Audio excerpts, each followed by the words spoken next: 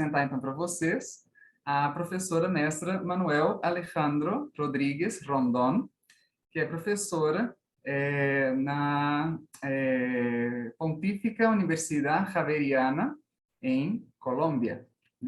Então, Manuel Rodrigues é antropóloga da Universidade Nacional de Colômbia e mestra em ciência da literatura, na área de literatura comparada pela Universidade Federal do Rio de Janeiro, a UFRJ. Ela é professora, então, do Departamento de Antropologia da Pontífica Universidade Javeriana, em Bogotá, na Colômbia, e suas áreas de atuação são sexualidade e gênero, e ela tem investigado sobre o comércio sexual e mulheres transgênero, ativismos antigênero e representações da alteridade sexual e étnica. É praticamente toda desconstruída, né? Decolonial, enfim, não tinha melhor pessoa para a gente convidar e para dar esse mini curso. Obrigada, boa tarde. Bom, eu houvesse gostado muito de falar com vocês em português, só vou falar um pouquinho. Eu adoro o Brasil, aprendi muitas coisas no Brasil e tenho muita vontade de voltar para o Brasil, mas eu, sobretudo, agradeço o Daniel, toda a equipe do colóquio pela invitação para falar sobre esses temas que são tão importantes, tão interessantes e, bom, que não são interessantes no sentido intelectual, mas nossa vida está em jogo com esses temas, né? Então, vou falar agora em espanhol e, como señalaba Daniel, pues este es un curso de corta duración, son 5 sesiones y pues mi interés, a mí no me gusta hablar sobre sexualidad ni sobre género en términos muy abstractos, siempre prefiero contextualizar ciertas problemáticas, ¿no? Atender siempre al contexto. Por un lado, pues por mi formación como antropóloga, que evita hacer como generalizaciones tajantes, taxativas, pero también porque creo pues en la importancia de hacer esta crítica a los universales que viene siendo hecha por autores como Michel Foucault y tantos otros y otras en temas relacionados con la sexualidad, con el género y con otras cuestiones, ¿no? Sin embargo, para esta primera sesión de hoy, yo quisiera señalar como algunos puntos de partida pues para conversar cómo va a ser esta conversación en adelante, y por eso esta sesión va a ser un poco más teórica y un poco más abstracta. Es muy probable que varias de estas cuestiones ustedes ya las conozcan, pero pues bueno, digamos que es como sentar un poco como las bases de ese diálogo con el construccionismo, las perspectivas de construccionistas y performativas sobre sexualidad. Entonces, si el tiempo me alcanza, voy a abordar 4 cuestiones fundamentales. Uno, brevemente, cómo eran los debates en ciencias sociales, pues que es mi campo de conocimiento en sexualidad antes del construccionismo. Señalar algunas cuestiones muy puntuales sobre el construccionismo en ciencias sociales. Definir como algunas características de lo que vendría a ser una perspectiva discursiva en sexualidad que, si bien construccionista, pues se diferencian de otros abordajes construccionistas, y señalar ya como unas especificidades ya de lo que vendrían a ser como estas teorías de construccionistas y performativas más de tipo queer. ¿Ok? Bueno, antes del construccionismo pues, social podemos identificar como 3 grandes perspectivas en las ciencias sociales, ¿no? Es curioso porque la sexualidad ha estado presente en las ciencias sociales desde mucho tiempo, pero solo es en tiempos recientes que se constituye como un campo de conocimiento en sí mismo. Durante mucho tiempo, la sexualidad aparecía en las ciencias sociales como una especie de curiosidad, como una especie de exotismo, y pues en disciplinas como la antropología con más veras, cuando pues los antropólogos viajaban, recorrían grandes distancias, convivían con pueblos que estaban pues sometidos a los poderes coloniales, ¿no? Y pues la sexualidad era como, no sé, una curiosidad más, ¿no? Entonces, tenemos como un primer abordaje al tema de la sexualidad. No era un abordaje sistemático, pero pues en el siglo XIX ya encontramos varios autores que trabajan el tema, ¿no? Esto estaba muy asociado con los estudios de parentesco, ¿sí? Que llamaron mucho la atención de la antropología, ¿no? Al conocer sociedades en donde las categorías para hablar del papá, de la mamá, reconocer quiénes son hermanos, definir qué tipo de relaciones son incestuosas, cuáles no son incestuosas, se manejaban de forma muy distinta en las sociedades occidentales, ¿sí? Entonces, pues nos encontramos allí estudios especulativos, muchos de ellos sin un sustento empírico, que se preocupaban por cuestiones como la evolución del matrimonio y se imaginaban que la humanidad había seguido un mismo camino, todos los pueblos de la humanidad habrían seguido un mismo camino evolutivo, una sola línea, ¿sí?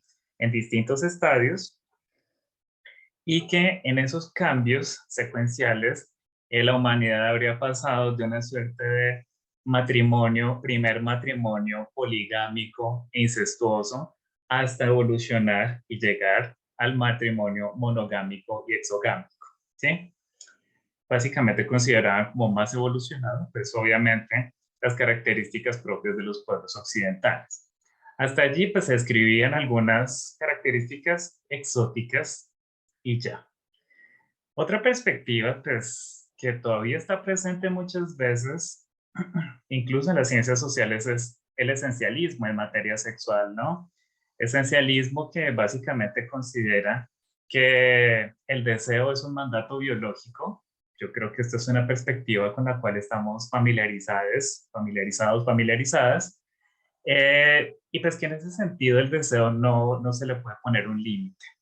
Difícilmente apenas puede encauzarse, puede dirigirse, pero pues el deseo es algo que se impone, es algo casi que instintivo, ¿no? Eh, Desde la perspectiva esencialista, pues la sexualidad sería una parte, una esfera totalmente distinta a la experiencia humana, individual, ¿no? Se trataría de una fuerza rebelde, llamémoslo así, y si bien esta perspectiva esencialista, eh, pues que ha sido, digamos que desmontada en buena medida por el construccionismo, en algún momento en las ciencias sociales logró como tener poca voz, no ser muy importante, como señala Carol Vance, una antropóloga. eh, la epidemia del VIH, SIDA, hizo que se volviera a hablar sobre sexualidad en términos muy biomédicos, muy esencialistas y pues muy heterocentrados. Bueno, y pues la tercera perspectiva, digamos que previa al construccionismo, vendría a ser la de la influencia cultural. Este es el término que utiliza Carol Vance también para referirse al desarrollo que hubo entre ciertos autores, antropólogos sobre todo, ¿no? Tenemos, por ejemplo, el trabajo de Malinowski, pues, que es un autor muy importante en antropología, un clásico, y libros de él como La vida sexual de los salvajes, ¿sí? Eh, este tipo de perspectiva de la influencia cultural, pues podemos situarla más o menos en la década 20 del siglo XX, o sea, en los años 1920 en adelante, y considera que la sexualidad es como una suerte de materia prima universal que trabajan culturalmente cada una de las sociedades. De modo que la sexualidad esta perspectiva estaría un poco como en un intermedio, en la mitad, entre el esencialismo y el construccionismo. ¿En qué sentido? partiría de un supuesto universal, que es todos los seres humanos tienen sexualidad, todos los seres humanos sienten deseo, pero sería particularista y en ese sentido estaría un poco más cercana al construccionismo, al considerar que cada cultura inhibe o promueve cierto tipo de comportamientos, inhibe o promueve cierto tipo de prácticas, ¿sí? Pero en últimas, pues el deseo sería eh, con natural a todos los individuos, ¿no? Uno de los problemas de esta perspectiva de la influencia cultural es que era también una perspectiva profundamente heterocentrada, heterosexista, y tendía a imaginarse la sexualidad en términos reproductivos, ¿sí? Era una sexualidad muy teleológica, ¿sí? Muy con una finalidad, que es la reproducción. Y al ser así, esos comportamientos sexuales, pues que ante los ojos de muchos antropólogos no eran extraños, eh, pues eran considerados como simples variaciones, como rarezas. Eh, Cleverson pregunta si esta perspectiva analiza la sexualidad solamente como deseo. No, en realidad digamos que esta perspectiva, cuando habla sobre la sexualidad, mezcla varias cosas. Habla también sobre género, no es una perspectiva que diferencia el género de la sexualidad, ¿sí? Ni del sexo, ¿no? Digamos que pues refiere al deseo, ¿sí? Refiere a las prácticas, refiere también a los roles de hombres y de mujeres respecto del rol, respecto a las relaciones sexuales. No es una perspectiva muy sofisticada y pues carece como de cierta precisión conceptual, llamémoslo así.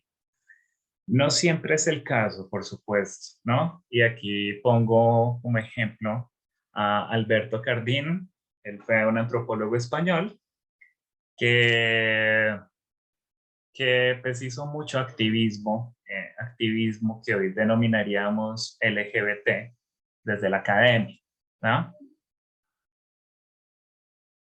Eh, que si hay una cuestión de comportamiento sexual frente a la influencia cultural, sí, sí.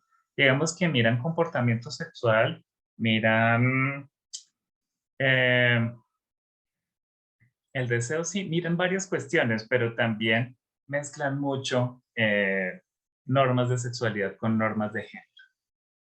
Ok, listo. Entonces, les decía, Alberto Cardán, pues él fue un antropólogo que hacía, antropólogo español que también hizo varias, pues activismo desde el ámbito académico, ¿no?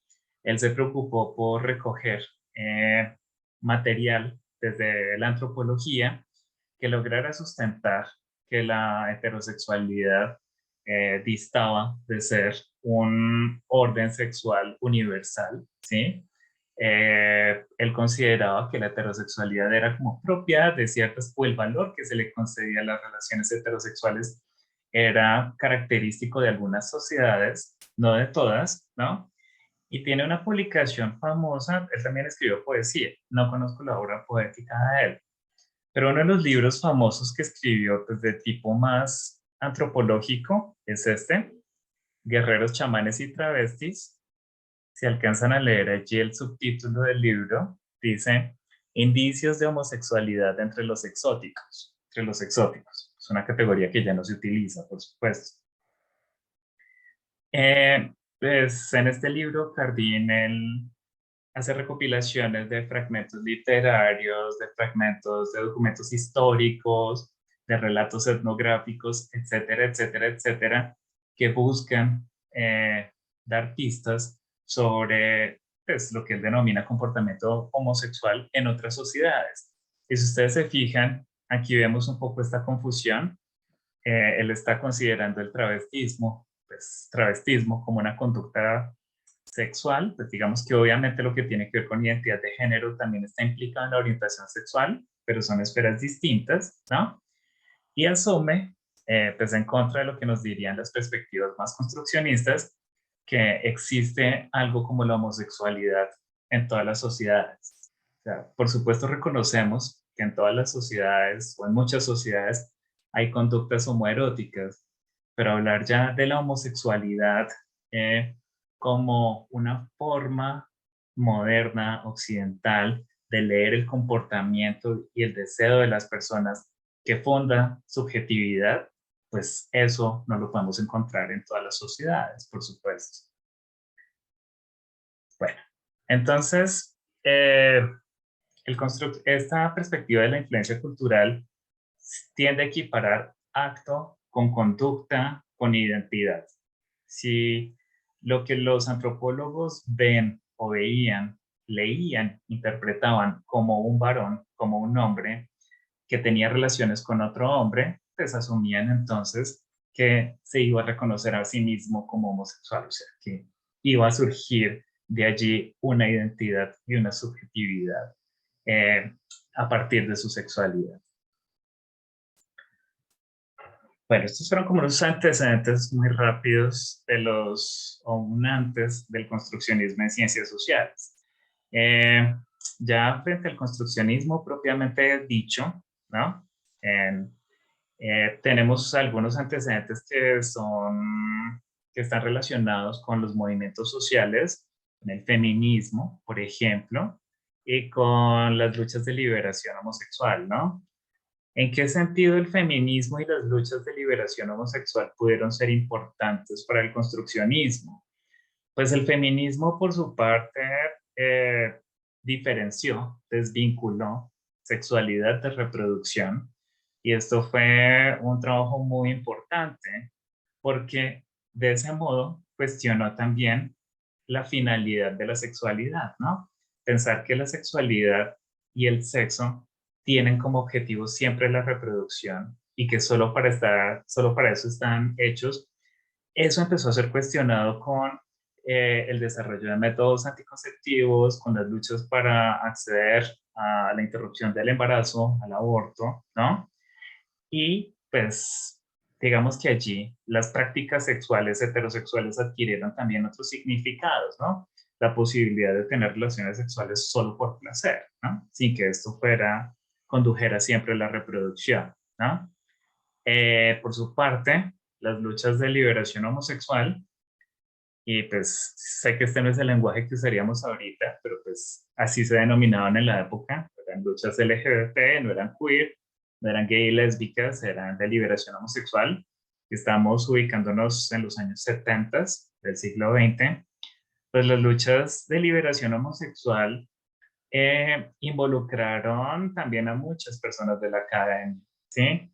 Y buena parte de las primeras investigaciones que se hicieron en ciencias sociales relacionadas con sexualidad, con la homosexualidad, eh, fueron hechas también, digamos que en clave activista, ¿sí? Es decir, muchos académicos y académicas estaban haciendo un trabajo político al hacer sus investigaciones. Y en este sentido, pues indagaron por cuestiones como cuáles podrían ser las raíces históricas de una identidad gay, de una identidad lésbica, a partir de qué momento podemos empezar a hablar de ese tipo de identidades, a partir de qué momento podemos hablar sobre la creación de una subjetividad homosexual, ¿no? Cuáles son las condiciones que hacen posible que este tipo de subjetividades surjan, ¿no? Entonces, pues, digamos que las luchas de liberación homosexual también fueron muy importantes por eso, ¿no? Asimismo, hicieron una crítica a lo que podríamos denominar ideologías sexuales normativas, ¿no? Y al hacer las críticas, digamos que contribuyeron a relativizar la norma, a relativizar lo normal, ¿no? A cuestionar su carácter universal, su carácter dado.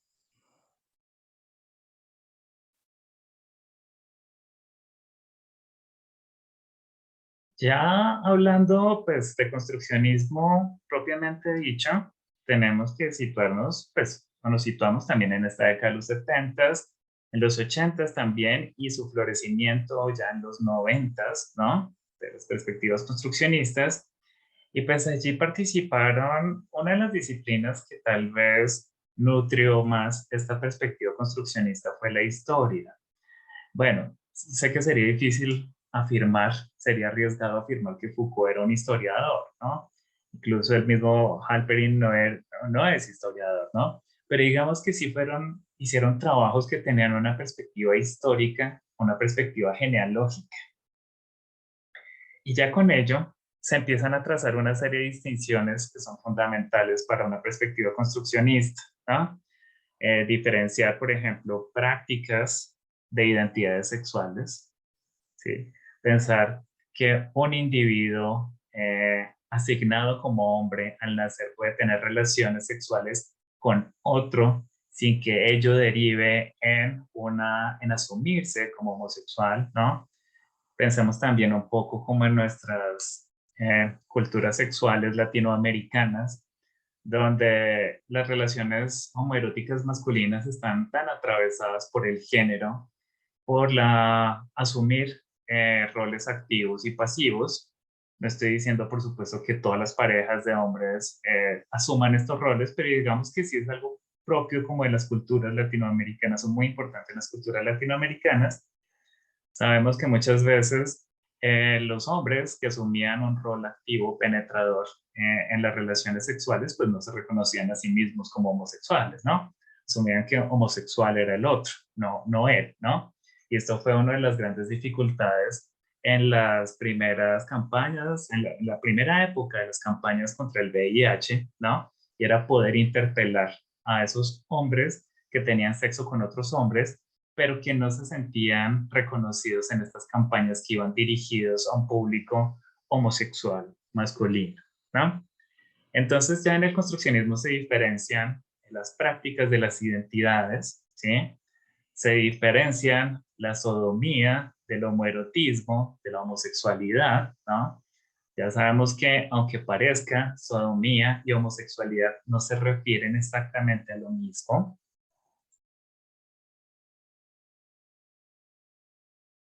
Cleverson señala que por lo menos hoy en su realidad de estudios esa práctica continúa ocurriendo. Me imagino que te refieres a esto de los roles activos y pasivos y al autorreconocimiento. Ok, perfecto. Sí, sigue siendo muy presente, ¿no? Obviamente eso está atravesado por cuestiones como la clase social, nivel educativo, en fin. Eh, Y entonces, en la medida en que homoerotismo, sexismo también, por supuesto, en la medida en que homoerotismo, sodomía, homosexualidad no son lo mismo y son categorías que tienen una historia, ¿sí? Pues se hacen estas preguntas por cuál es el origen, dónde arrancan estas, qué condiciones hacen posible la aparición de este tipo de categorías para organizar los comportamientos sexuales, para organizar a los sujetos, ¿no? Para clasificarlos. En fin. Entonces, pues Jeffrey Weeks nos va a decir, por ejemplo, un texto muy famoso de él sobre la historia de la sexualidad, pero no sobre la historia de la sexualidad de Foucault, sino sobre la historia de la sexualidad como un campo de conocimiento que precisar qué es la sexualidad en términos históricos puede ser muy difícil, que intuitivamente muchas veces sabemos o los historiadores saben a qué se refieren cuando hablan de sexualidad, pero que como la sexualidad tiene una historia, como la sexualidad cambia, ¿sí? En ese sentido, aquello que es considerado como un comportamiento sexual y aquello que es excluido del comportamiento sexual, pues también cambia a lo largo de la historia. Es decir, la sexualidad viene siendo como una suerte de objeto cuyas fronteras cambian también, ¿no? Eh, y pues esto a veces es difícil pues a veces como que lo entendemos muy bien teóricamente, pero es difícil de imaginárnoslo en la práctica, ¿no? Y es, pues, pensemos un poco como cierto tipo de comportamientos, pensando en cuestiones relacionadas con acoso sexual, ¿no? Que antes eran profundamente normalizados como unas relaciones de poder que ejercían acoso sexual en ámbitos heterosexuales, como cierto tipo de prácticas eran muy normalizadas, eran como las prácticas comunes, la forma de comportarse de hombres que estaban en posición de poder con respecto a sus mujeres, a las mujeres que están en una posición de subordinación, y que aunque eso pues en la actualidad lo leamos como una forma de violencia y como una forma de violencia sexual, para muchas personas eso formaba parte de su vida cotidiana y ni siquiera entraba dentro de la esfera sexual, ¿no? Ujú. Sí, la cuestión de la sumisión de las mujeres, por ejemplo. Pensemos también los modos de saludarnos, ¿no? Pensemos, voy a darles como un ejemplo así como muy sencillo en términos ya no tanto como de históricos, sino culturales, y es eh, Malinowski justamente señala en algún lugar, en algún libro, que cuando él estaba haciendo trabajo de campo en Papúa Nueva Guinea, si no estoy mal, había una forma como los hombres papúa, pues bueno, lo que él denominaba hombres papúa, se saludaban y era que cuando ellos se saludaban no se estrechaban la mano, sino que se cogían los genitales, se tocaban los genitales. Esa era la forma en que dos hombres papúa se saludaban entre sí. Ese comportamiento para nosotros, nosotras, nosotros sería claramente un comportamiento sexual. Si alguien nos va a saludar de esa forma en la calle o en otro lado, eso sería un tipo de contacto sexual, pero pues entre los papúas simplemente no lo era. Porque, y este es un punto clave que empieza a aparecer aquí, es que no hay nada que sea esencialmente sexual, no hay nada que sea inherentemente sexual, ¿sí? Todo depende de esquemas culturales, luego diremos de discursos, ¿no? Que le atribuyen ese carácter de sexual o no a las cosas. Bueno, pues Halperin también, por su parte, él señaló, por ejemplo, que eso que podemos describir como sexualidad para la Grecia antigua eh, no lo es tal, o sea, que la sexualidad, o más bien las prácticas sexuales en la Grecia antigua, formaban parte de unos órdenes jerárquicos, de unas relaciones sociales jerárquicas, en donde los que estaban involucrados, uno tenía que estar, perdón, en una posición jerárquica superior y otro en una posición jerárquica inferior.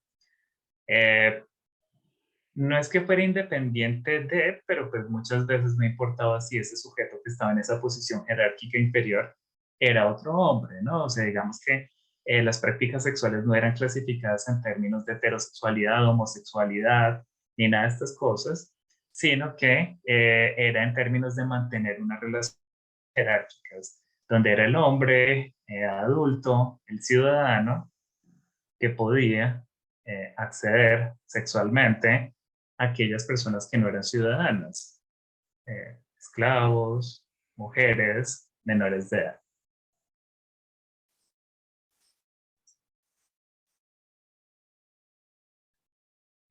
Creo que se me cortó un segundo la comunicación. ¿Ahí me están escuchando bien?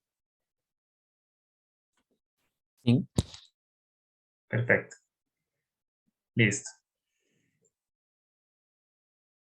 Bueno, y pues bueno, ya tenemos por supuesto pues el trabajo de Foucault, pues que lo conoce todo el mundo, no me voy a detener en él, pues que ya nos va a decir que la sexualidad podemos pensarla como un dispositivo, como una historia, ¿no? ¿Y qué significa decir que es un dispositivo? Dispositivo, pues básicamente es un término que nos habla sobre unas ciertas, no sistematicidad, sino recurrencia en las relaciones entre distintos elementos, discursos, agentes, saberes, prácticas, instituciones, todas ellas que van produciendo pues, unas formas adecuadas en las cuales los sujetos pueden ser seres sexuales, ¿no? Y Foucault, junto con otros autores, pues ya va a introducir como esta pregunta por el poder que es tan clave para, ya no solo para el construccionismo en general, sino también para una perspectiva discursiva en particular. Eh, tenemos pues que pues aparte de la historia, también la sociología, la antropología fueron otras disciplinas que alimentaron esta perspectiva o estas perspectivas que agrupamos con el nombre de construccionismo, que nos señalan que pues por un lado la sexualidad no es ahistórica ni transcultural, que esta es organizada a partir de esquemas culturales que definen el comportamiento y que es importante entender, estudiar las regulaciones, las ideologías y las prácticas sexuales en contextos determinados, ¿sí? Evitar las generalizaciones, las universalizaciones, ¿no? Desde el construccionismo, digamos que también se va a interrogar por la forma como se traza esa distinción entre naturaleza y cultura.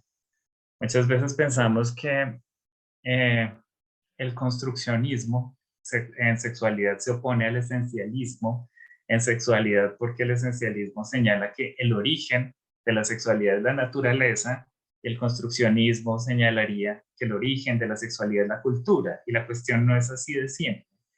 En realidad, como nos menciona Carol Vance, estas perspectivas históricas, sociológicas y antropológicas nos señalaron estas cuestiones que aparecen allí en pantalla, ¿no? Que la sexualidad no es ahistórica ni transcultural, es decir, que tiene unas condiciones de emergencia, que existen esquemas culturales que regulan el comportamiento, que es importante prestarle atención a esas regulaciones, y las formas de regular la sexualidad no son solo formas de regulación legal, ¿no? También hay formas de regulación más informal, menos institucionalizadas. Por ejemplo, el chisme.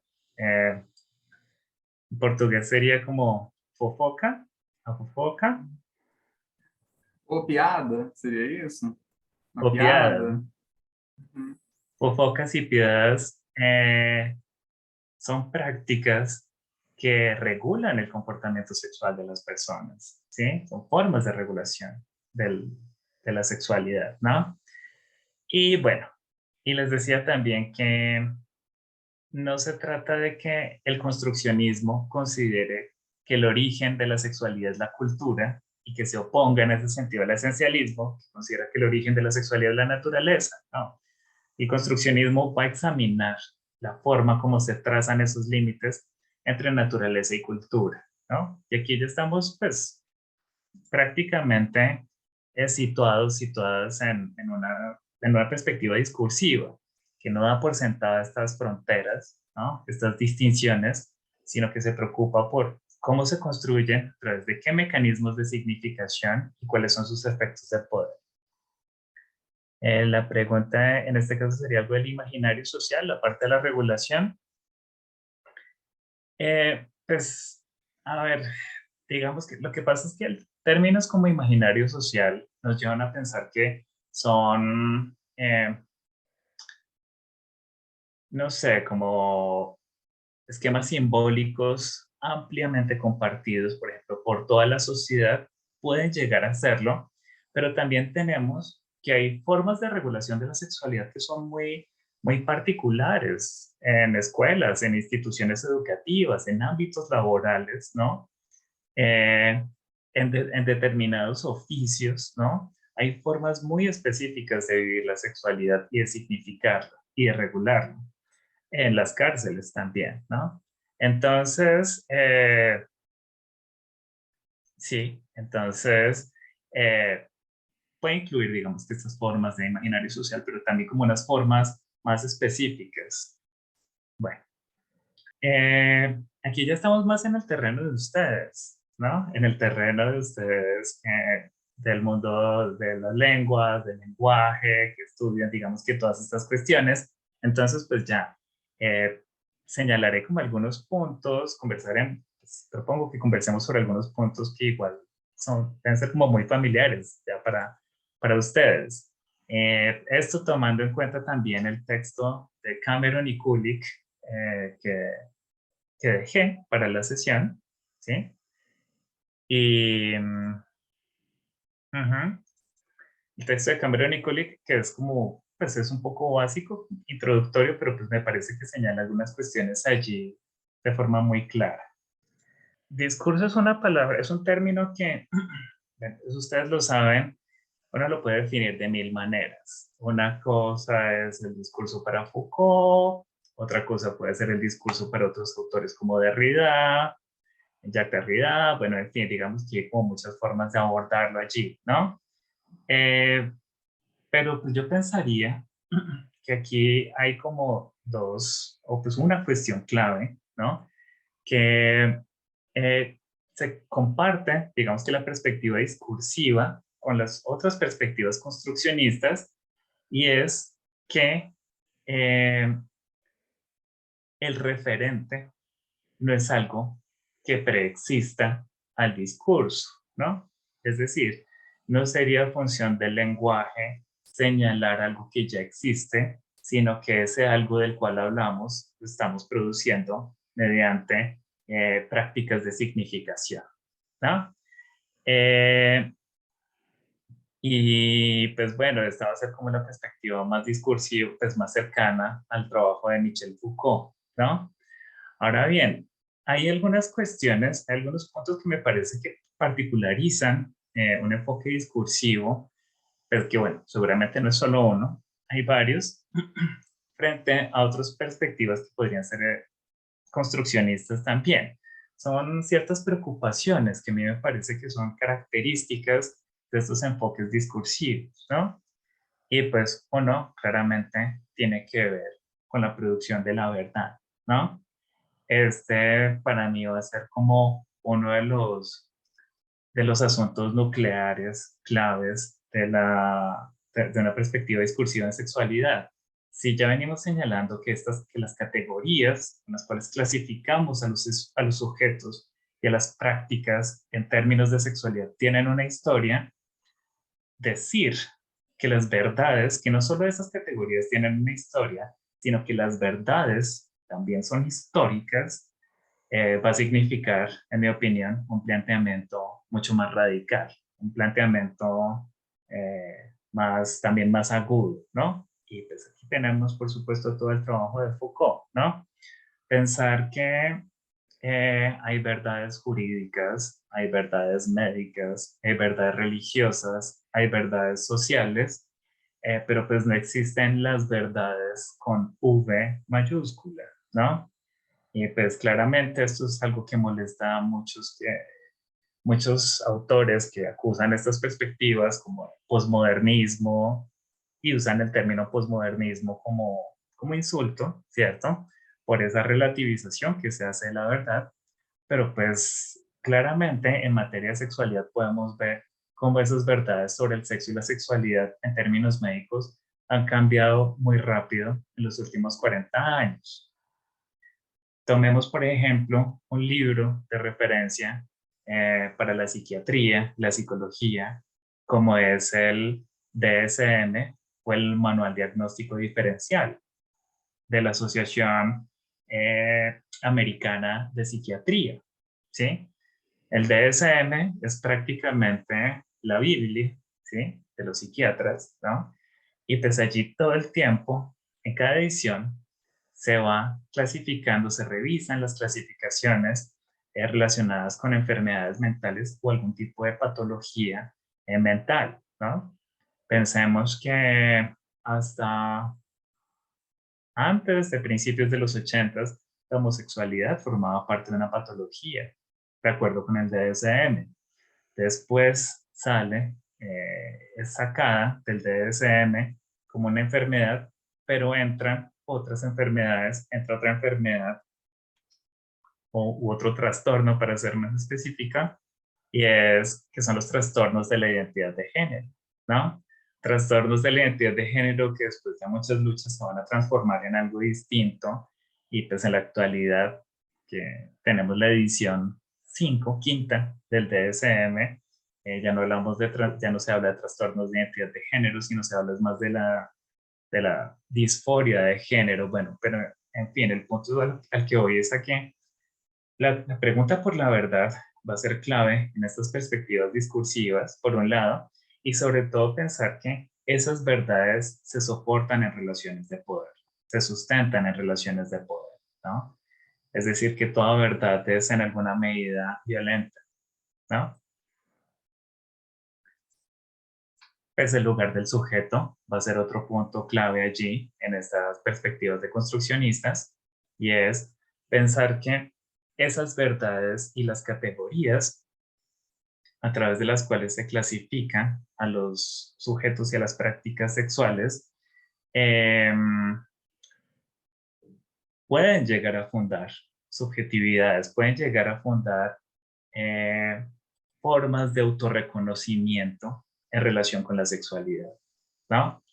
Y pues bueno, el conocido ejemplo de Foucault al respecto en la historia de la sexualidad, ¿no? Sobre la aparición de la figura del homosexual, cómo el homosexual va a reemplazar al sodomita, y cuando aparece el homosexual, pues es prácticamente un nuevo tipo de sujeto, casi que una nueva especie, ¿no? No obstante, pues digamos que no todo tipo de comportamiento sexual va a generar una subjetividad, que era lo que señalábamos hace un momento.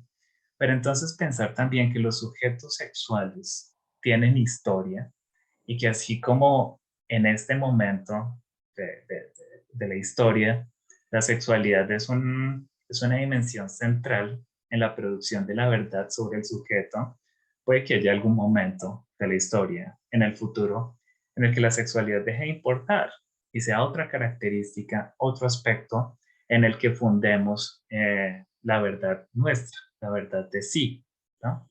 Que puede parecer extraño, puede parecer arbitrario, pero pues, ¿por qué no fundar la verdad de quiénes somos? Fundar todas unas subjetividades a partir de las formas de nuestras narices o del color de nuestros ojos, en lugar de la diferencia sexual y en lugar de la diferencia en nuestros deseos. Estas verdades son disputadas, son contestadas por distintos actores, ¿no? Eso es algo que sabemos, pero lo que quiero señalar es que este también va a ser un aspecto central en estas perspectivas discursivas sobre la sexualidad, ¿no? Pensar que la sexualidad es un dispositivo de poder, sí, pero también es una arena de lucha.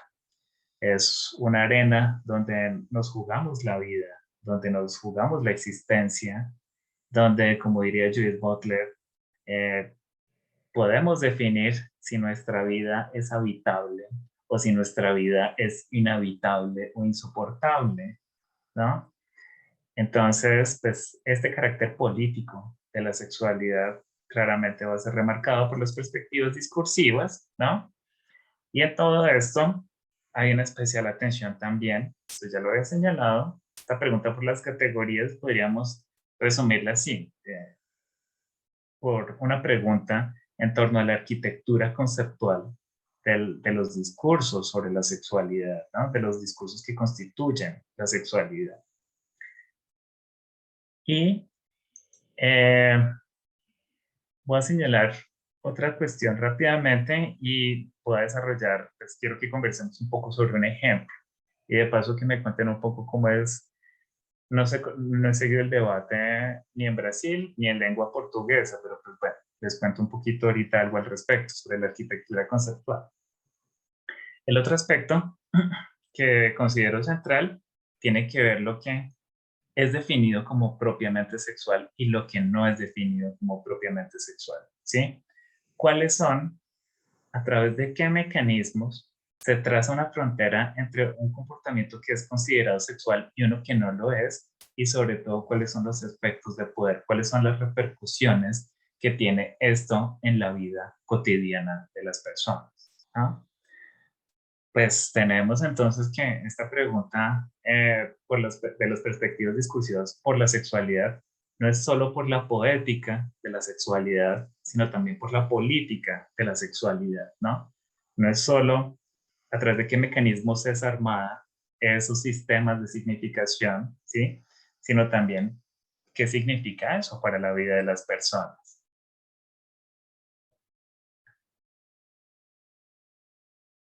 El ejemplo que quisiera es que traer a colación un poco, es parte de, pues, de una hipótesis mía, o de, más que una hipótesis, de una percepción, pero pues me gustaría si alguno de ustedes tiene como alguna opinión al respecto que la comentara. Y es que en este momento, desde hace unos años, no sabría decir cuántos, ¿sí?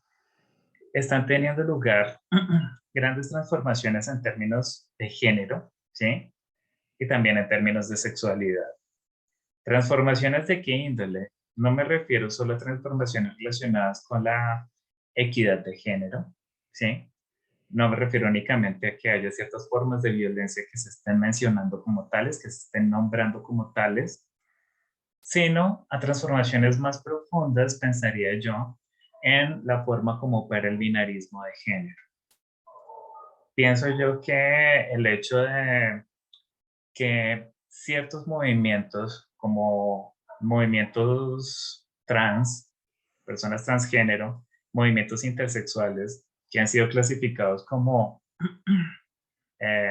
bajo el término de nuevas políticas del género, hayan cobrado tanta importancia en la actualidad, sean tan visibles y hayan tantas reacciones, muchas de ellas violentas, frente a estos movimientos, señalan algunas de las, cómo han sido transformadas o tocadas por lo menos ciertas fibras centrales, en este caso el género, con el binarismo, que por supuesto repercute también en la sexualidad, ¿no? Y lo que yo pienso es, pues, si alguien quiere comentar algo al respecto, me encantaría escucharle, es que la, actualmente podemos vivir, podemos experimentar y podemos relacionarnos con el género de una forma menos marcada por el binarismo de género que antes, ¿sí? Pero no tenemos un lenguaje suficiente para referirnos a esas experiencias y esas formas de experimentar el género en términos más allá del binarismo. Puede sonar extraño esto que estoy diciendo, y es que que no tenemos un lenguaje suficiente cuando ahorita estamos asistiendo justamente a una explosión de categorías, ¿no? Cada vez es más difícil movernos en el mapa de las orientaciones sexuales y de las identidades de género, ¿no? Hablamos de lo trans, de lo no binario, hablamos eh, de gender queer, del género fluido, hay un montón de categorías, digamos, que a través de las cuales buscamos nombrar como estas experiencias, estas formas de vivir y de ser en el género, también en la sexualidad, ¿cierto? Pero y al mismo tiempo yo veo que hay muchos conflictos al respecto. ¿En qué sentido? Y ahí sí, pues hablo por cómo cómo son estos debates en español. Y es que uno puede seguir eh, a propósito de mañana, que es el 8 de marzo, en este tipo de marchas, de congregaciones por los derechos de las mujeres, cada vez es más difícil saber determinar el término o el significante mujeres, a qué referente refiere, ¿no? ¿Qué es lo que está señalando el término mujeres, ¿no? Pensar, por ejemplo, que hay todos unos, dentro de este llamado feminismo radical, el nuevo feminismo radical, ¿sí? También llamado feminismo radical transexcluyente, ¿no? Cómo se empiezan a jugar un poco la verdad sobre el sexo y a tratar de atarlo, ya sea a los genitales, ya sea a los cromosomas, a las hormonas, digamos que hasta allí nada nuevo, pero cómo estas terminan siendo realidades cada vez más resbaladizas, más huidizas, ¿sí? Eh, Pareciera que los términos, las categorías hombre y mujer son insuficientes en la actualidad. Entonces las acompañamos de otras. Hombre, mujer, hombre cisgénero, hombre transgénero, mujer transgénero, persona no binaria, ¿sí? Y pues siento que con eso es como si estuviéramos intentando atrapar, fijar algo que por definición no podemos hacer, ¿sí? Que es fijar el sentido y el sentido constitutivo también de los sujetos, ¿no? Eh, pero no sé, eso es como una sensación que tengo y es que hay unos cambios profundos, están teniendo cambios profundos en términos del género y el lenguaje, las categorías, digamos que no son suficientes para hablar sobre eso. Y no con ello estoy proponiendo como desarrollar una nueva taxonomía. Las taxonomías siempre son peligrosas. Las taxonomías, digamos que siempre pueden buscar normalizar que las características de cada uno de los sujetos, ¿sí? Eh, pero siento que cada vez echamos mano como de distintos recursos. En español, por ejemplo, algunas personas hablan de sujetos gestantes para incluir allí no solo a las mujeres cisgénero, sino también a los hombres transgénero y a las personas no binarias que fueron asignadas como mujeres al nacer. O sea, ya solo decir esto es como todo un enredo en términos de lenguaje, ¿no? Bueno, no sé, es como la sensación que tengo, que hay como un desfase allí un poco entre las categorías y lo que está ocurriendo. Mm, Cleverson dice aquí que en Brasil hemos tenido muchas discusiones sobre la cuestión del binarismo, ajá, lenguaje inclusivo de género y cosas en ese sentido, pero caminamos muy poco en el sentido político. La visión de la categoría mujer aquí en Brasil en general todavía es muy vinculada a los genitales, pero hay avances importantes. Sí, no, y digamos que yo creo que en muchas partes, pues aquí en Colombia también y en Europa también hay como grandes reacciones. Y grandes discusiones que buscan tratar de definir en última instancia qué es ser hombre o qué es ser mujer, cuál es el sentido de esas categorías.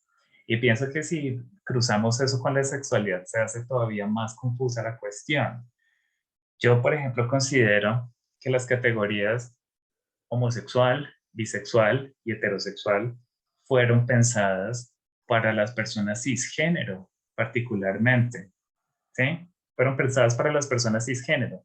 No porque las personas transgénero no nos podamos identificar con esas categorías, sino que esas categorías no significan lo mismo cuando las usamos en un contexto de personas transgénero que en el caso de personas cisgénero. ¿Sí?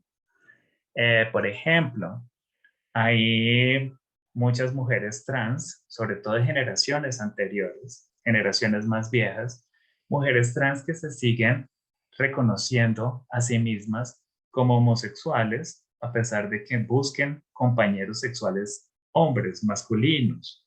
Yo no podría decir una mujer trans cómo puede buscar, cómo puede llamarse a sí misma homosexual y al mismo tiempo buscar a un hombre, desear a los hombres. Pero pues digamos que la sexualidad en la vida cotidiana, ¿sí? No se corresponde con las definiciones académicas muchas veces, con todos estos glosarios, ¿no? Y en el caso de muchas mujeres trans, en parte, es mi caso, la forma de experimentar el género de una manera distinta pasó por la sexualidad.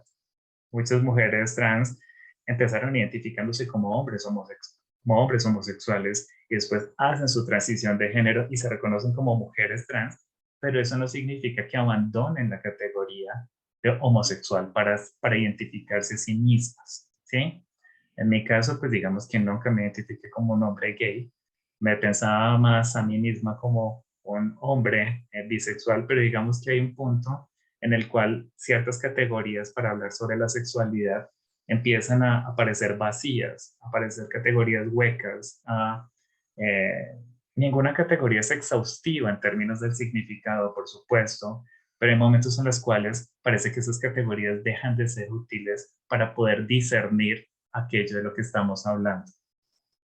Desarrollando, aterrizando esto un poco más, perdón, miro el tiempo, frente a aterrizándolo en un ejemplo concreto, pues quisiera comentarles algunas cosas así muy rápidas sobre una investigación que estábamos adelantando una colega y yo en torno a estos activismos antigénero, ¿no? Articulados en torno a esta categoría, la ideología de género. Esta es una foto, pues, de una protesta, de una marcha en Colombia, pero pues yo pienso que perfectamente pudo haber sido tomada en Brasil, en Perú, en España, en distintos países. Toda esta movilización en torno a la ideología de género, pues tiene un alcance transnacional, así no sea un movimiento transnacional homogéneo, pero sí tiene un alcance transnacional, por lo menos el lenguaje, hay un lenguaje compartido, hay una categoría movilizada, esta ideología de género, para nombrar un peligro que supuestamente se cierne sobre la humanidad, ¿no? Mi colega es Claudia Rivera, con la que estamos haciendo esta investigación, y no estamos trabajando sobre la ideología de género en la calle, sino estamos viendo de qué forma estos activismos antigénero se han trasladado también al mundo académico.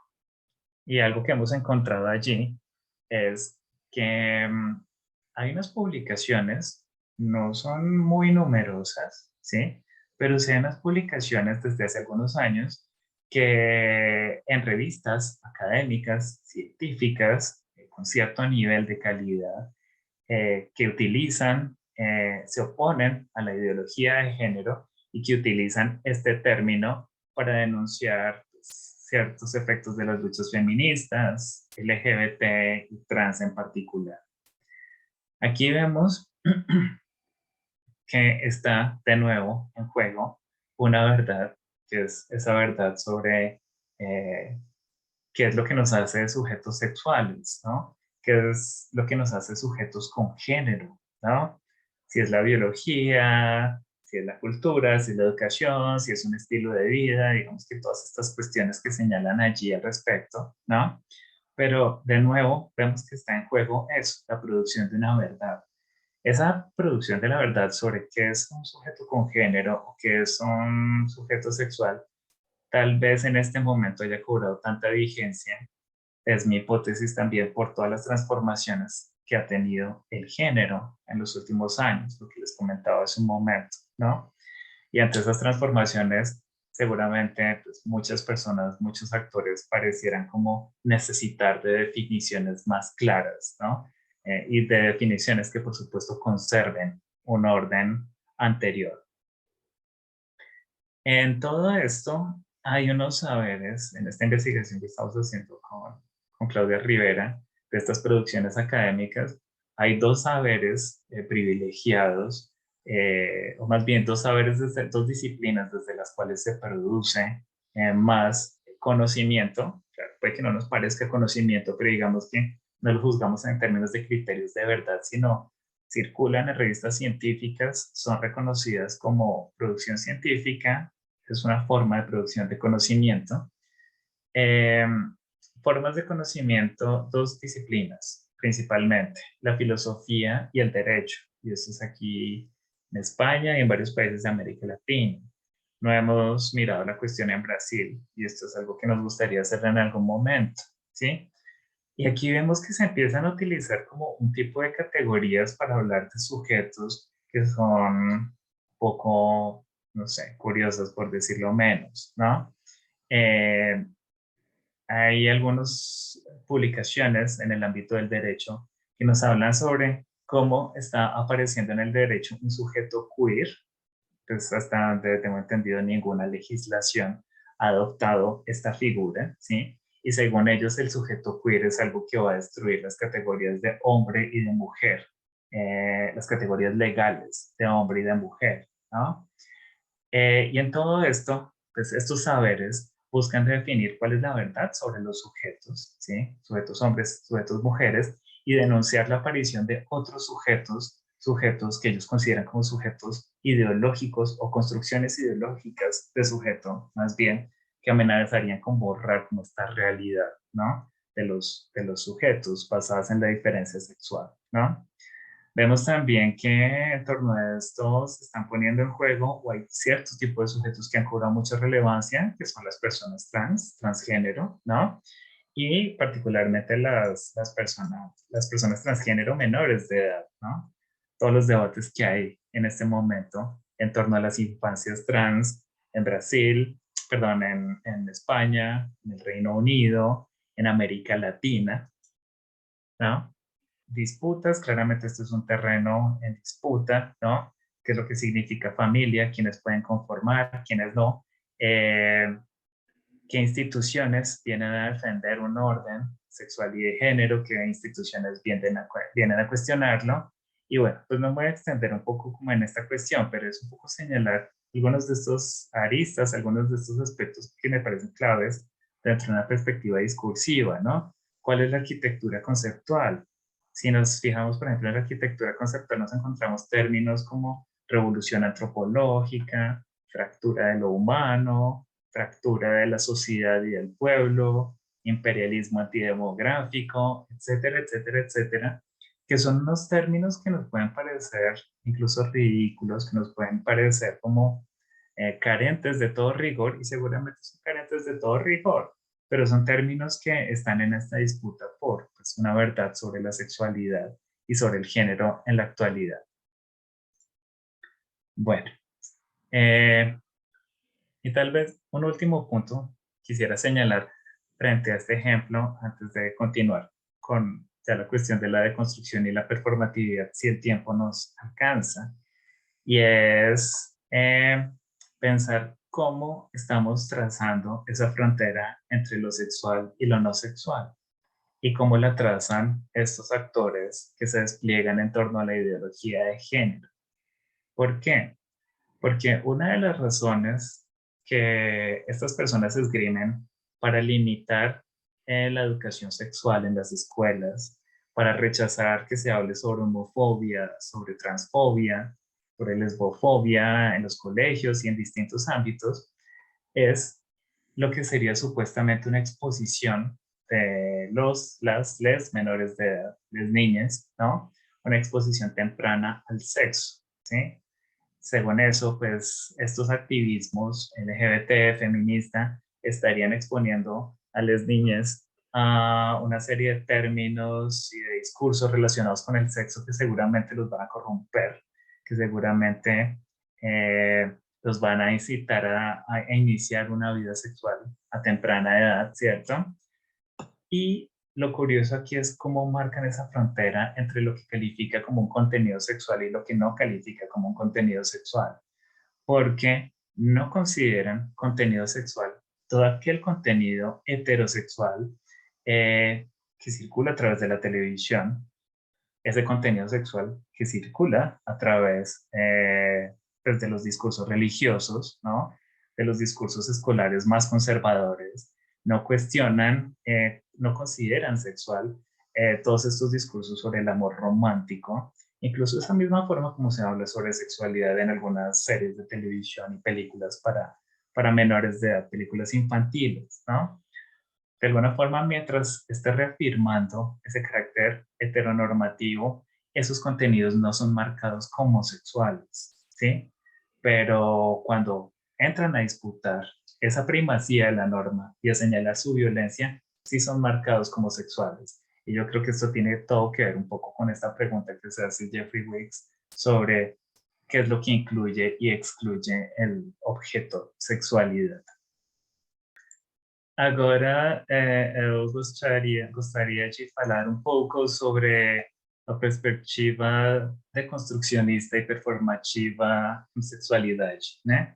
Por, por qué, perdón, en español, porque estos son un poco como esas perspectivas con las que vamos a dialogar en las sesiones que vienen, ¿no?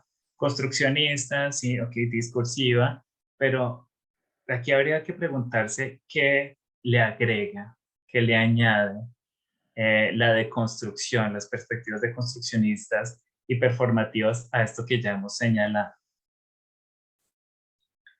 Bueno, por supuesto no voy a tratar de resumir los postulados teóricos de Jacques Derrida. Eh, Creo que tendríamos que hacer otro mini curso sobre eso y pues claramente no lo dictaría yo. Pero sí quisiera señalar algunas cuestiones muy importantes de la deconstrucción, como fueron leídas en los estudios sobre sexualidad y también sobre género, ¿no? Y es, bueno, pues primero, además que aquí estamos situados y situadas en un ámbito que está entre la filosofía, la lingüística e incluso el psicoanálisis, ¿no? Entonces, la perspectiva deconstruccionista comparte algunos aspectos de la perspectiva discursiva sobre sexualidad. En realidad, yo no creo que la perspectiva deconstruccionista eh, sea como, tal vez podemos pensarla incluso como una variedad, como una forma específica, como eh, de esta perspectiva discursiva sobre sexualidad. Pero digamos, con esta atención que se le presta al significado, también en diálogo con el psicoanálisis, hay algunas cuestiones que cobran relevancia, ¿no? Una de ellas, central para lo que va a ser la teoría queer, es que el significado nunca es pleno, que el significado nunca está completo, ¿sí? que el significado, pues como señalaría Jacques Derrida, está diferido, ¿sí? Diferido no solo en el tiempo, sino también diseminado en el espacio, ¿sí? Nunca vamos a poder atrapar el significado de las cosas, ¿no? Siempre se va a estar deslizando, nos va a decir Derrida, ¿no? Y en ese sentido, pues la identidad de los elementos, sean esos elementos hombre, mujer, orientaciones sexuales, sean esos elementos categorías raciales, étnico-raciales, sean esos elementos los que sean, dentro de todo cualquier sistema de significación, ¿no? La identidad de los elementos no es una propiedad de los elementos, sino que es un efecto de lo que Derrida denominó la diferencia, ¿no? Que, pues dicho de una forma sencilla, la diferencia podemos entenderla como un proceso activo y permanente de producción de la diferencia, siendo la diferencia lo que permite que surja la identidad de las cosas, de los elementos. Pues claramente aquí estamos hablando, retomando algunas cuestiones de Ferdinand de Saussure y otros autores de la lingüística estructural así muy importantes, ¿no? Pero digamos que esta cuestión va a ser clave, ¿no? Que la diferencia no es una diferencia pasiva, o sea, la diferencia no es el resultado de contrastar dos elementos distintos. Decimos, es decir, no es pensar la diferencia como aquello que resulta cuando yo comparo el término homosexual y el término heterosexual y que puedo decir, ah, son diferentes, ¿no? Sino es pensar que es una diferenciación activa la que permite que yo pueda discernir esos términos homosexual y heterosexual, ¿sí?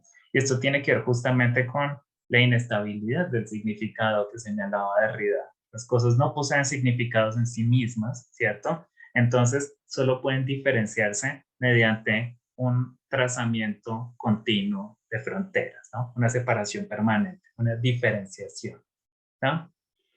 En este sentido, ya no estamos hablando de un sistema de significación que pueda componer una totalidad, un sistema cerrado. Tal vez el uso de sistema aquí sea un uso incorrecto, justamente por eso, ¿sí? La totalidad para Derrida siempre va a ser imposible, ¿sí?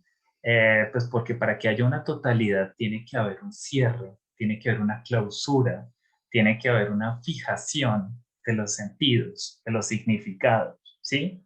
Y lo que tenemos es pura diseminación. El significado siempre está diferido, ¿no? Entonces, esto podemos pensarlo, pues, ya no solo para cuestiones filosóficas y lingüísticas, sino para cuestiones sociológicas, antropológicas. Podríamos extender esto a la sociedad y decir, como han señalado algunos autores, que la sociedad es un objeto imposible. No es que la sociedad no exista, o podríamos decir, la sociedad existe, pero no existe plenamente, ¿sí? Lo que tenemos es un conjunto de instituciones, de discursos, de prácticas que buscan cerrar, que buscan fijar, que buscan definir en última instancia qué es la sociedad brasileña, qué es la sociedad colombiana, pero pues es un objeto imposible en la medida en que nunca va a poder ser atrapado, nunca se va a poder clausurar esa frontera que nos diga qué es esa sociedad brasileña o esa sociedad colombiana, ¿no? Y esto pues va a ser retomado también para pensar la sexualidad. Eh, entonces lo que tenemos es, repito, intentos repetidos, reiterados, por fijar lo que por definición no puede ser fijado, que es el significado. Y aquí surge otro aspecto importante en la teoría de Derrida sobre la deconstrucción, que va a ser retomado por la sexualidad, en los estudios sobre sexualidad, en los estudios queer, y es la noción de suplemento, ¿sí? ¿Qué vendría a ser un suplemento? Pues Derrida analiza esta cuestión para hablar sobre la relación entre el aula y la escritura, ¿no?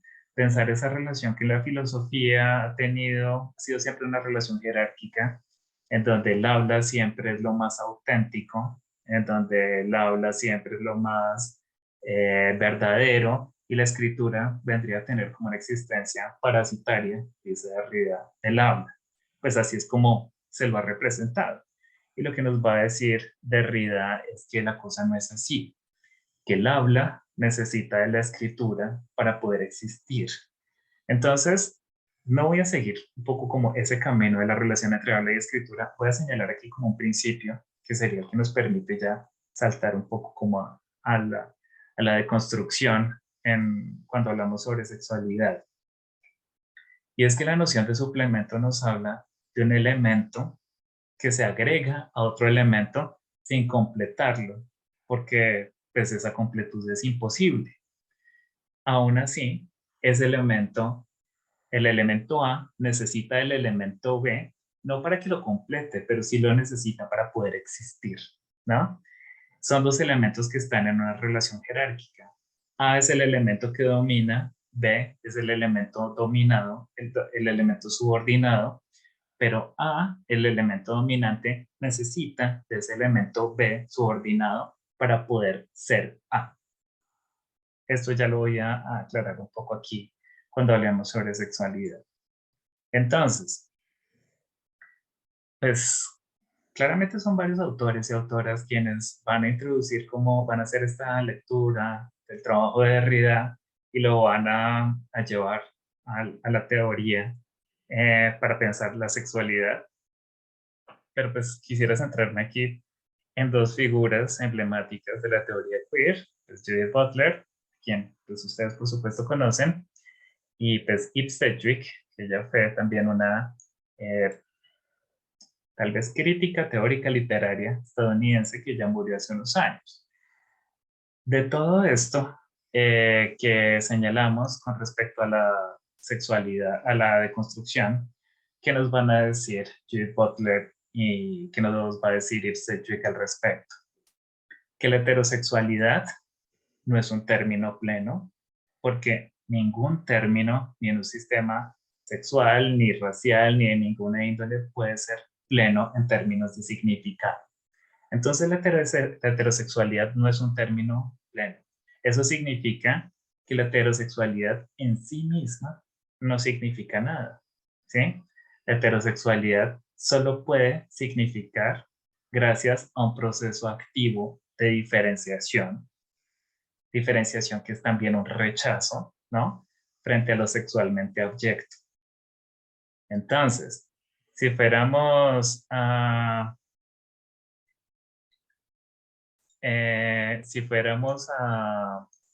pensar esto, si fuéramos a traducirlo, digamos que en jerga derridiana, en fala derridiana, diríamos que la heterosexualidad es la homosexualidad en différence, ¿sí?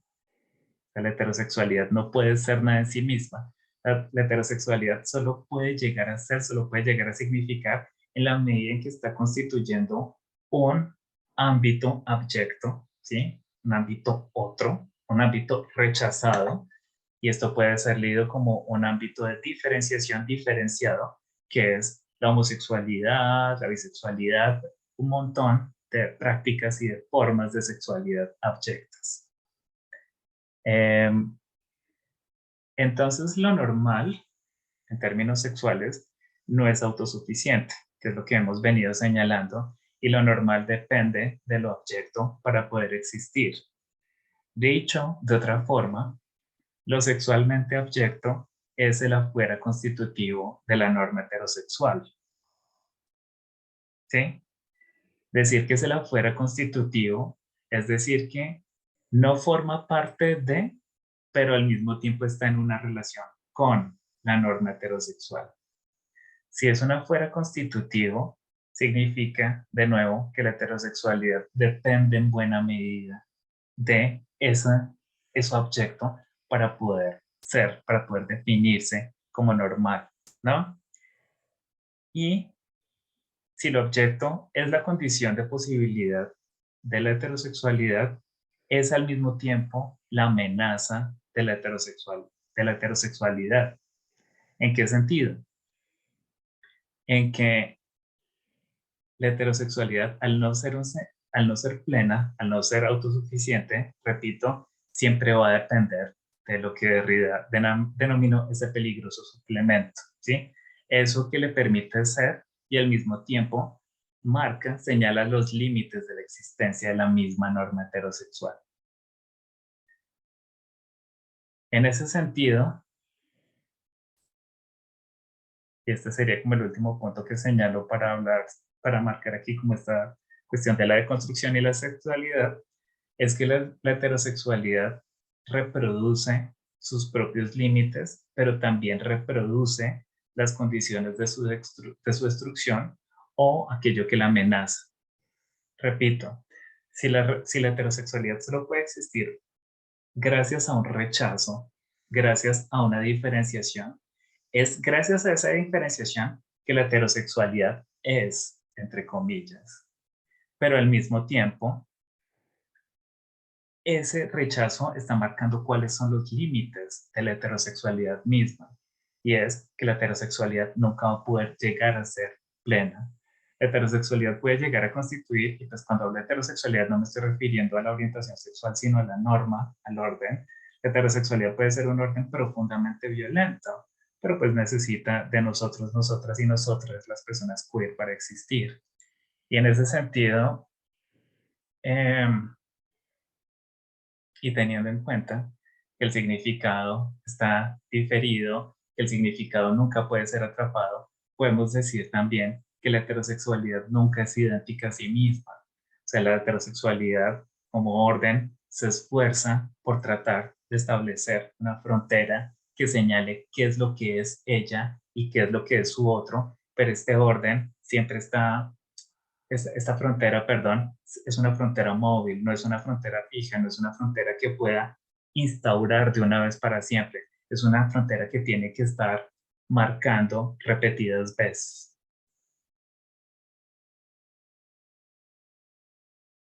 Perfecto.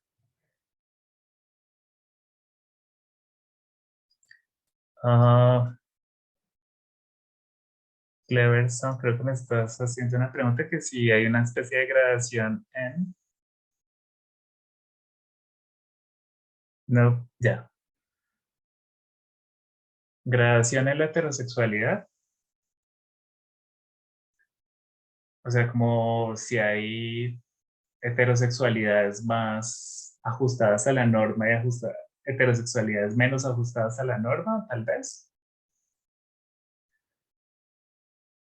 Yo creo que es posible pensarlo así, pero yo veo ahí un riesgo y es imaginarnos un poco la sexualidad en términos de la escala 15.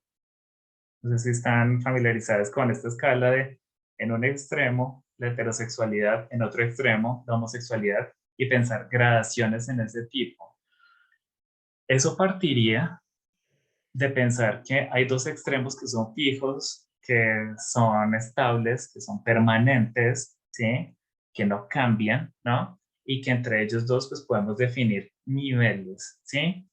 Eh, en cierto sentido, pues sí, o sea, yo creo que hay personas que no serían estrictamente heterosexuales o que su deseo solo fluya en un sentido heterosexual, pero no sé, de pronto pues yo lo que pienso, a ver, siguiendo un poco como esta perspectiva aquí de construccionista, es que el deseo pues está hecho de significado, por supuesto. Cuando deseamos también estamos deseando un sentido, estamos persiguiendo un sentido, ¿no? Un sentido que no podemos atrapar, ¿no? Eh, y yo pensaría que si el significado es inestable, el deseo no tiene por qué ser estable. Seguramente algunas personas se esfuerzan y producen, digamos que una ficción, sí, de su deseo como si fuera algo perfectamente coherente y estable a lo largo de su vida. No estoy diciendo que estas personas estén engañadas. Estoy diciendo que pues así se lo representan su deseo. Pero yo creo que el deseo no es algo que podamos atrapar en una escala de gradaciones. Yo creo que el deseo fluye. Yo creo que el deseo, incluso los términos que utilizamos para tratar de organizar el deseo en términos de orientaciones sexuales, no son términos exhaustivos. nunca van a lograr agotar la realidad del deseo, la forma como fluye, ¿no? Lo señalaba ahorita, por ejemplo, la cuestión de pensar esas categorías de orientaciones sexuales para personas trans en donde a veces no tienen sentido o son términos que son un poco huecos, ¿sí? Entonces, yo pienso que hablar de una gradación en términos sexuales, de un extremo heterosexual y un extremo homosexual, implicaría pensar que podemos estabilizar los sentidos de aquello que llamamos heterosexual, de aquello que llamamos homosexual y de todo aquello que se encuentra en la, pues como en la mitad.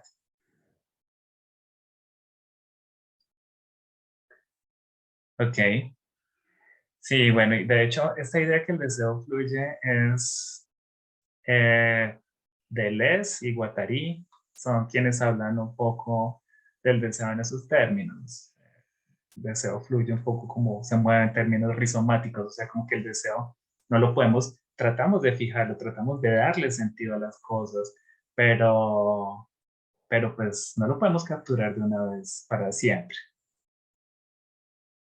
Ahora, aprovecho para hacer aquí como una salvedad frente a este argumento, porque esto está muy conectado con una cuestión y es la plasticidad del deseo, ¿no? Y en esto fue muy importante como todo el diálogo con el psicoanálisis.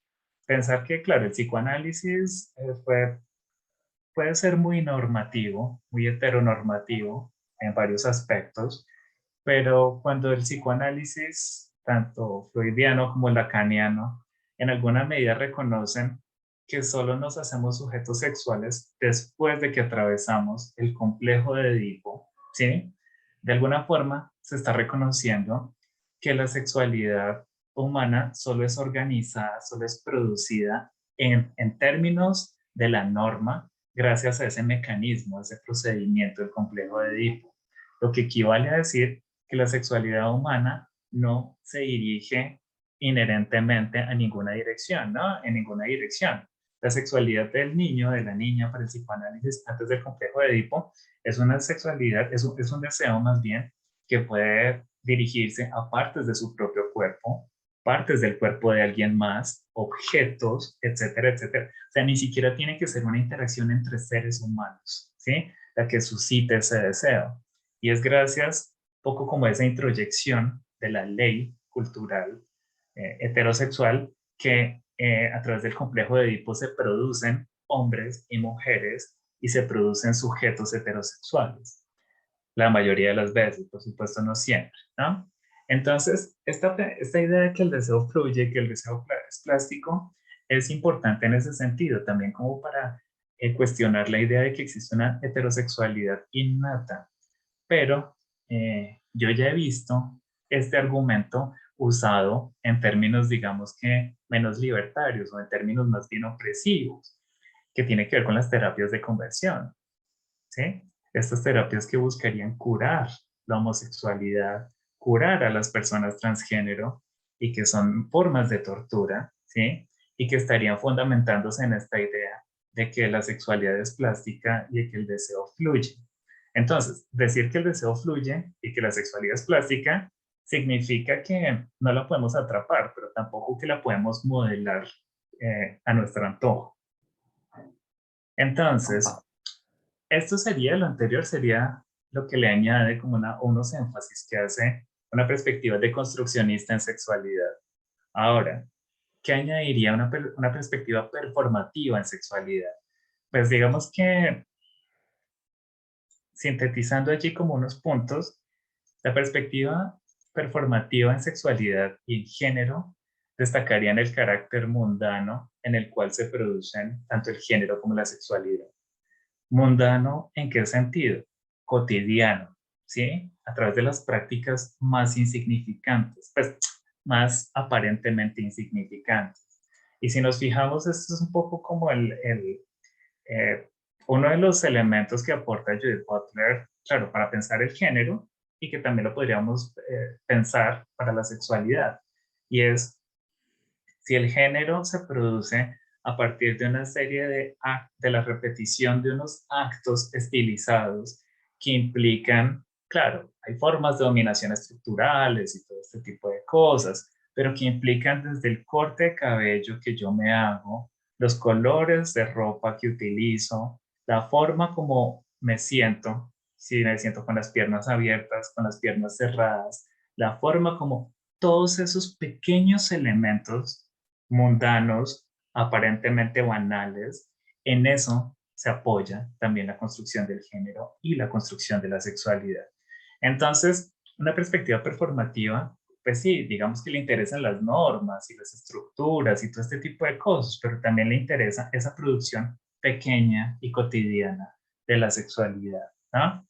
Eh, en este sentido, la noción de repetición va a ser central, ¿sí? Porque es solo mediante la repetición que ese orden, estos órdenes heterosexuales, logran estabilizarse, no plenamente, pero digamos que logran adquirir una cierta apariencia de estabilidad.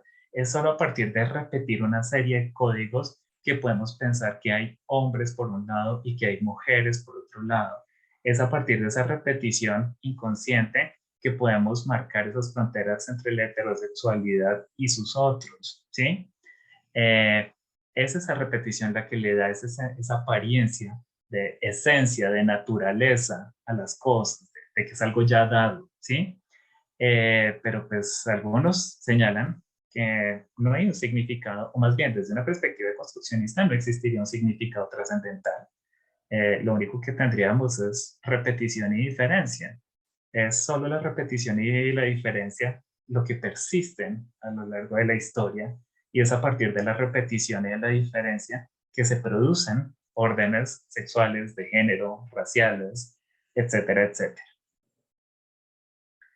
¿Qué añade también esta perspectiva performativa? Pensar, retomar como todo este planteamiento de Austin sobre los actos de habla, ¿no? Que son, pues pensar que no solo podemos decir cosas, no solo podemos enunciar el carácter falso o verdadero sobre algo, sino que al decir algo también podemos producir cosas, ¿no? Y pues esto va a ser central tanto en términos de género como de sexualidad. Y es pensar que hay distintas prácticas no solo lingüísticas, pues digamos que referidas al lenguaje estrictamente, hay distintas prácticas de significación que funcionan como actos de habla. Es decir, hay distintos mecanismos a través de los cuales producimos un orden sexual, a través de los cuales producimos un orden de género, y estos son algunos de los que vamos a abordar en las sesiones que siguen. Para la próxima sesión vamos a hablar un poco sobre el espacio y el lugar, sobre las geografías, ¿sí? Y es que pensemos la disposición de las ciudades, del espacio público, está profundamente imbuida de significados sexuales. A partir de la distribución de los espacios, lo público, lo privado, donde podemos tener relaciones sexuales, donde no, quienes pueden tomarse de la mano, quienes pueden besarse en público, quienes no, que estamos produciendo también ese orden sexual. Entonces, esa organización del espacio, esas geografías también pueden funcionar un poco como actos de habla, pueden tener una dimensión performativa, en tanto que producen ese orden al cual se refiere. Y una de las implicaciones como más importantes, pienso yo, de todo esto es la forma como pensamos la resistencia desde la performatividad, pero también desde la deconstrucción. Y es, pensemos que Derrida, por lo menos, él y otros autores estaban como en esta empresa de cuestionar la metafísica occidental y todas estas cuestiones, ¿sí? Pero Derrida decía, una de las cosas que señalaba es que no existe una fuera de la metafísica occidental para los occidentales. ¿Eso qué quiere decir? El problema con la metafísica occidental, o uno de los problemas, es que tiende a pensar el mundo en términos de esencias, ¿sí? El mundo como si fuera un mundo naturalizado, un mundo en donde existirían unas esencias masculinas, femeninas, esencias heterosexuales, esencias anormales, ¿sí? Como si las cosas esencialmente fueran. Y sabemos que las cosas no son esencialmente, que las cosas devienen algo, ¿sí? No son, sino que devienen, ¿sí? Pero, nos decía Derrida, lamentablemente no tenemos otras herramientas más que la de la metafísica occidental para tratar de pensar y de cuestionar la metafísica occidental. Si lo pensamos en términos de género, en términos de sexualidad, lo que podríamos decir es lo siguiente: no existe una fuera del género, no existe una fuera de la sexualidad. En esta época, el género y la sexualidad son tan fundamentales en la producción de subjetividades que pensar un sujeto que no tenga género y un sujeto que no se relacione de alguna forma con la sexualidad es un imposible. O sea, no podríamos imaginarnos a nosotros, a nosotras y a nosotras mismas sin género y sin sexualidad. Así nos consideramos sujetos a género y sujetos asexuales. Pero incluso ser agénero y asexual es señalar un tipo de relación frente a las normas de género y sexualidad. Entonces, no existe una fuera del género y no existe una fuera de la sexualidad. Por lo tanto, lo que tenemos, la resistencia, podría ser pensada en términos de interpretación, pero interpretación un poco en términos de Nietzsche, en términos nietzscheanos, en donde la interpretación es un apropiarse de, es como una violencia que se ejerce también sobre las cosas, es un apropiarse de las cosas. Entonces, lo que podemos hacer es apropiarnos de ese material, de esas herramientas, de aquello de lo que está hecho el género y de aquello de lo que está hecho la sexualidad, ¿no? Sobre todo por lo que señalaba ahorita, cuando hablábamos sobre la deconstrucción, y es que la norma heterosexual reproduce las condiciones de su existencia, pero al mismo tiempo está señalando los límites de ella misma, hasta qué punto ya no puede ser, ¿sí? Está reproduciendo también aquello que la amenaza, que es ese suplemento, esa abyección sexual, que asimismo ella necesita para poder ser heterosexualidad. Entonces, pues aquí viene el famoso planteamiento de Judith Butler sobre la repetición subversiva, y es: no podemos decidir dejar de repetir, dejar de hacer esta performance de género, ¿sí? No podemos dejar de hacer. Eso va a decir Judith Butler después: el género es algo que es un criterio de inteligibilidad humana, es lo que nos hace inteligibles también como seres humanos en la actualidad, ¿sí? Entonces, no podemos simplemente dejar de repetir el género, ¿sí? ¿Qué podemos hacer? Si no podemos dejar de repetir, hacer una repetición subversiva, o sea, interpretar el género en ese sentido de apropiarnos de él y de hacerlo funcionar de una manera distinta. Pero entonces, repito, desde esta perspectiva no habría una fuera. Y esto sí se diferencia de otras perspectivas libertarias en género y en sexualidad que buscan acabar con el género, por ejemplo, que buscan acabar con la sexualidad para crear otra cosa, porque asumen que habría un sujeto que está siendo oprimido por el género y por la sexualidad. Desde estas perspectivas que hemos examinado hoy, las últimas, diríamos, el género y la sexualidad nos oprimen, sí nos oprimen, pero no solo nos oprimen, también son la condición que hace posible nuestra existencia. Entonces no podemos simplemente destruirlos, no podemos zafarnos de ellos. Lo que tenemos que hacer es un poco jugar con esos elementos para transformarlos y pues tratar de hacer un mundo menos desigual, un mundo más justo. Y bueno, yo creo que yo pararía aquí por hoy.